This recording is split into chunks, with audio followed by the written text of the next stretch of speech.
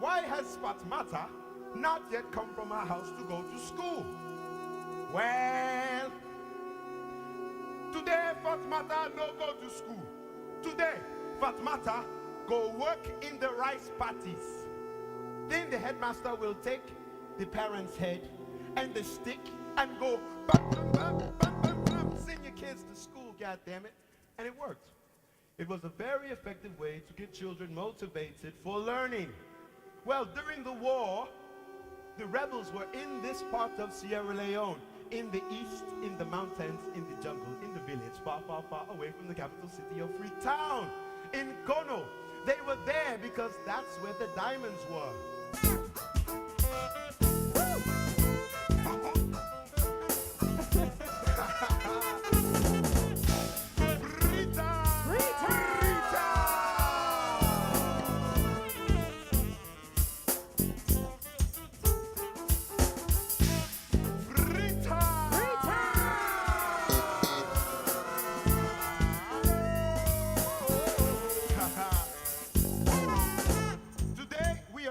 In Sierra Leone. When we got off of the airplane, the air was thick in our nose and it had a hazy look to it. It reminded us of Atlanta in the summertime during a smog alert. But the haze wasn't from the smog, it was from the jungle. The jungle. The jungle. We rode, 7 of us, in one car, twisting up and down the mountain roads at night overlooking the city, squeezing around the buildings and the people being excreted from them. The overworked traffic cop would struggle to maintain order on the road, arms waving, horns honking, cars and bodies pushing this way and that. 20 minutes outside of the city and we were almost in the jungle. The jungle. The jungle. The mountains loomed close, enticing, offering up beautiful palm trees full of life-sustaining materials like pollo, pollo, pollo, pollo, pollo, even thatch for the roof of one's house.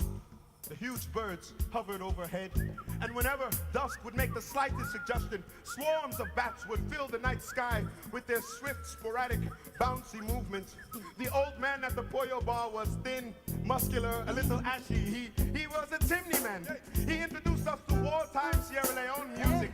Soda soap, me no walk with soda soap. It gon' give me rash, it gon' make my clothes bleach. Me no walk with soda soap, baby. Living as a refugee ain't easy. It ain't easy, yo. It ain't easy. It ain't easy, yo. We still in another city. We look for things to eat it. No place to go for sleeping. Ain't no easy, yo. Ain't no easy, yo. We still. And DJ Love Supreme on the ones and twos. Just getting started. Stick around, the bar is still open.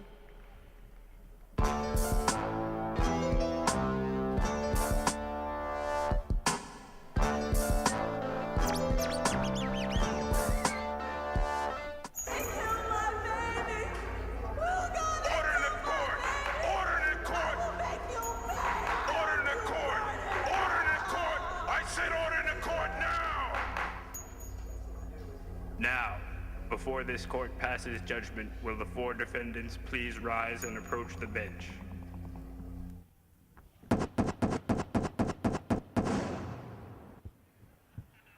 Ladies and gentlemen, kings and queens of the planet Earth, we thank you all for coming out tonight. We're gonna witness some justice, so we hope. The court is now in session.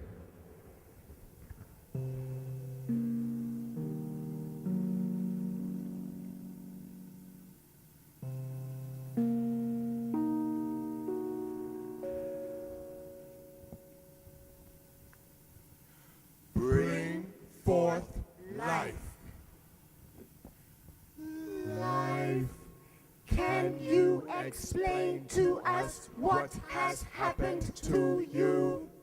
I have been abused, injured, destroyed, and systematically the crossroads of our association exist in your mind. I do not dream like you do. I expand. Can you explain? Action, action, action, action, action, action, action. The vein that dried when it was severed from the source will be re-inhabited. Consider the maggot or bacteria. So, what part of you was destroyed? Are you now at the beginning or the end? Start. Finish. Is this not the way it has always been? Look at the suffering and death going on in these beautiful countries and cities. Do I not continue to blossom? So, you were caused to meet death.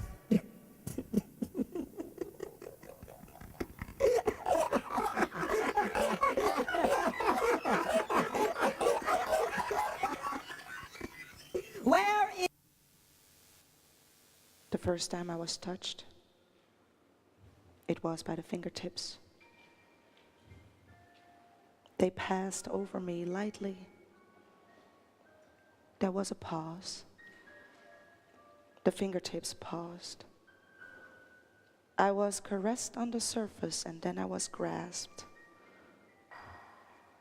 I was within the palm of one who had a strong grip. It was fleshy, spongy, pulsating, unlike anything I ever felt. The palm and the fingers kept moving. I was enveloped into the constant motion of humanity. My existence had ended. Only memories would connect me to what had come before. A life of rigid immobilization.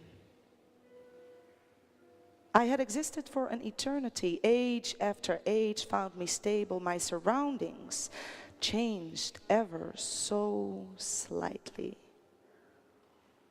I had been carved by the subtlety of time, pressure, and water.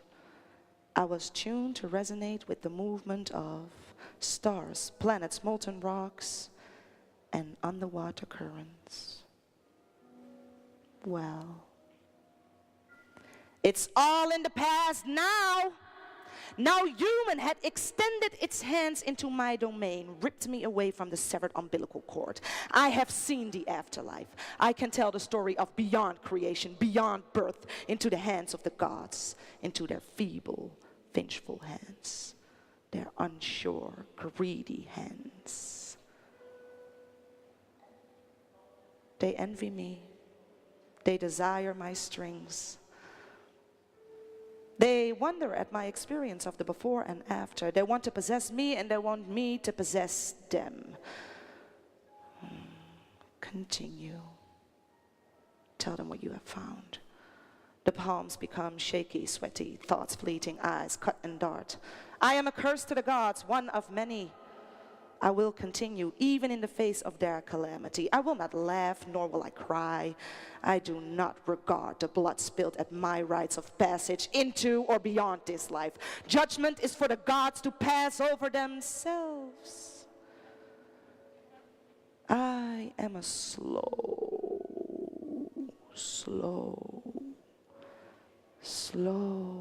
blade, piercing them softly.